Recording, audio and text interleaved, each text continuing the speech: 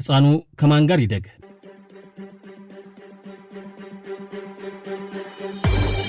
ፍቅር ጠርቶ ያመጣው የጋራ ኑሮ ሳይሰምር ሲቀር ፍቺም ተከትሎ ሊመጣ ይችላል።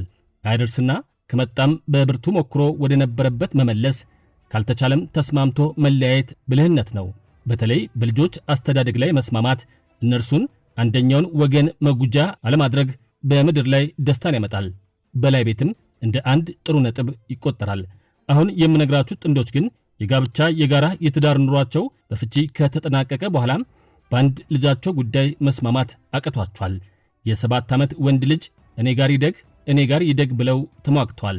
ሙግቱ የቀረበለት ፍርድ ቤትም ለሕፃኑ የሚበጀው ከማን ጋር ቢያድግ ነው ለሚለው ጥያቄ የማኅበራዊ ሳይንስ ባለሙያዎች ጥናት አድርገው ውጤቱን እንዲያቀርቡ አዟቸዋል። እነርሱም እንደ ትእዛዙ ፈጽመው ከእናት ጋር ይደግ የሚለውን የውሳኔ ሐሳብ የያዘ ሪፖርት ለችሎቱ አቅርቧል። ፍርድ ቤቱም ተቀብሎ ከእናት ጋር ይደግ፣ አባት ለቀለብ በየወሩ 3000 ብር ይክፈሉ በማለት ወስኗል። አባት ግን ይህንን ውሳኔ ተቃውሟል። የ7 ዓመቱ ልጃችን ከማን ጋር ማደግ ትፈልጋለህን ሲጠየቅ ከአባቴ ጋር ብሏል፣ ቃሉ ይከበርልኝ በማለት ጠይቋል። ለዚህ ጥያቄ ሰበር ምን መልስ ሰጥቶ ይሆን? ይህ ጉዳይ ለዛሬ ተመርጧል። አሁን ተመጥኖ ይቀርባል።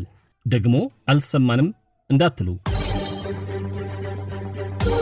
ሰላም፣ ፍቅር፣ ጤና በየቤታችን ገብተው ለሀገርም ይትረፉልን።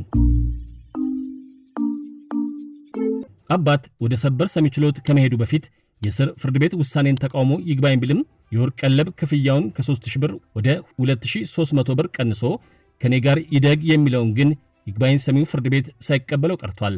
እናም ልጄ እንደ ፍላጎቱ ከኔ ጋር ማደግ ይገባዋል የሚለውን ጥያቄውን ለፌዴራል ጠቅላይ ፍርድ ቤት ሰበር ሰሚ ችሎት በሰበር መዝገብ ቁጥር 210403 አቅርቧል።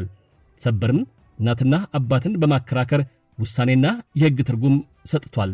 ሰበር ግን ምን ወስኖ ይሆን? ይህ እውነተኛ ጉዳይ በቅጽ 28 ስለወጣ ሙሉውን ለመረዳት እንድታነቡት አደራዬን ላስቀድም። የግራ ቀኙን የቀደሙ ሙግቶች በፍርድ ሐተታው የጻፈው ሰበር ሕፃኑ ከማን ጋር ይደግ የሚለውን ለመወሰን የማኅበራዊ ሳይንስ ባለሙያዎች ጥናት ማድረጋቸውን፣ ይህንን ጥናት በተመለከተ አባትና እናት በጽሑፍ አስተያየት እንዲሰጡበት መጠየቃቸውን፣ እናት ስትሰጥ አባት ግን ሳይሰጥ እንደቀረ ከመዝገቡ መረዳቱን ጠቀሰም። ባለሙያዎቹ አባት በንግግር ያለ መግባባት ቁጡነትና ኃይለኝነት ባህሪ እንደሚያሳይ በጥናታቸው መግለጻቸውን በፍርድ ሐተታው ያስታወሰው ሰበር ሕፃናትን የሚመለከቱ የሚወሰዱ እርምጃዎች ሁሉ በኢፌዴሪ ሕገ መንግሥት አንቀጽ 36 መሠረት የሚያስቀድሙት የሕፃናቱን ደህንነትና ጥቅም ነው አለም። ሕፃኑ ሐሳቡን እንዲሰጥና ፍላጎቱን እንዲገልጽ ማድረጉ ተገቢም ቢሆን የሚወሰነው ውሳኔ ግን የአባትና እናትን የኑሮ ሁኔታና የልጁን ዕድሜ መሠረት በማድረግ ለልጁ ደህንነት ጥቅምና መልካም አስተዳደግ የሚበጀው መሆን አለበት አለም። የልጁን ፍላጎት መሠረት በማድረግ የሚወሰን ከሆነም በሕገ መንግሥቱ የልጆች ደህንነት በቀዳሚነት ታሳቢ መደረግ አለበት የሚለውን ድንጋጌ ማሳካት አይቻልም አለም። ብሎም የስር ፍርድ ቤቶችን ልጅ ከእናቱ ጋር ይደግ ውሳኔ አጸና።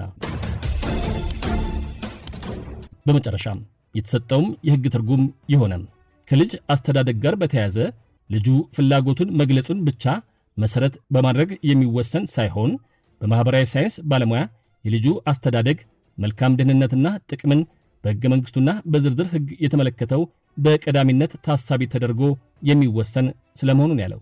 ዛሬውን አበቃን።